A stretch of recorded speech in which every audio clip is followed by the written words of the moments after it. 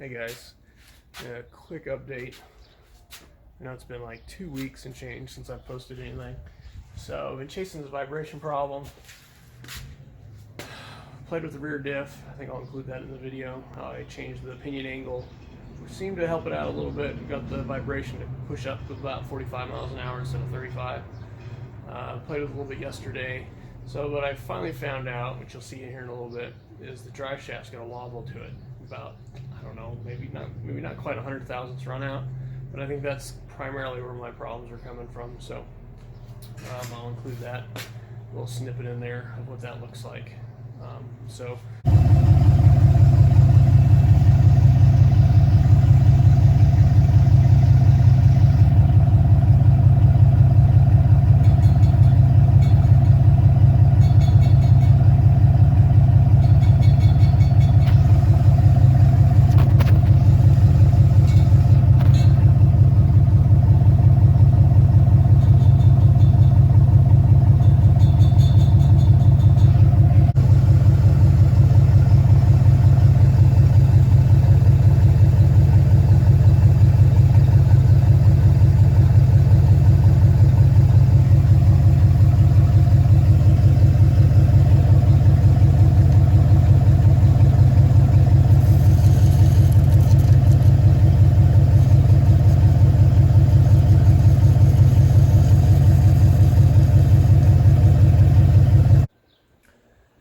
Hey folks, in the attempt to chase down this drive shaft vibration, found out my pinion angle in the back was way wrong and wasn't canceling out the angle of the engine and transmission, so it was kind of adding to the problem. So it was creating this huge vibration, along with the output shaft of the transmission being a little squirrely. Got some wobble delta going on there. So the idea is have the rear diff apart. This is the independent rear end out of a 95 T-Bird that had up in the back of the car. I made this back in 2010, 9, 8, 9, somewhere in there. So what I've done is I've added shims here to get the nose up, and then in return I've also had to reduce the height in the back.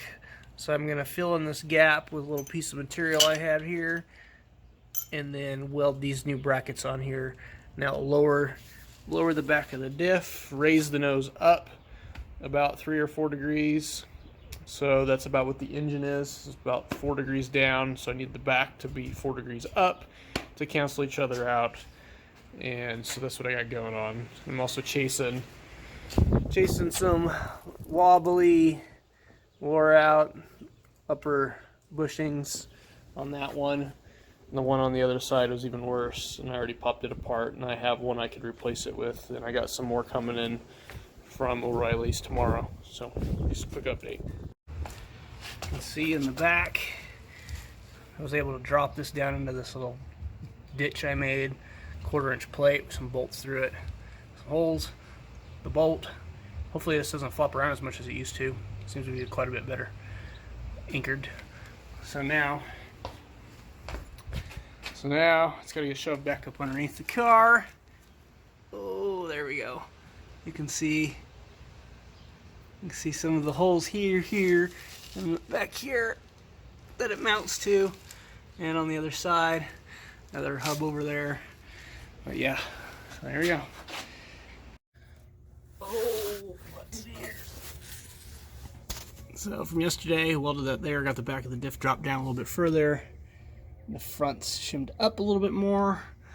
So what I'll do is I'll get the drive shaft back up. I gotta get my speed sensor, that thing dangling right there. It's 3D printed ABS plastic part. I need to shim it back up onto the front of the housing here and screw it in a new spot since everything's kind of moved around. Had to replace these bushings up here because they were all worn out on both sides. I'm surprised I didn't find that years ago. Looks like it's been a problem for a while and just now found it. But yeah, we're getting there.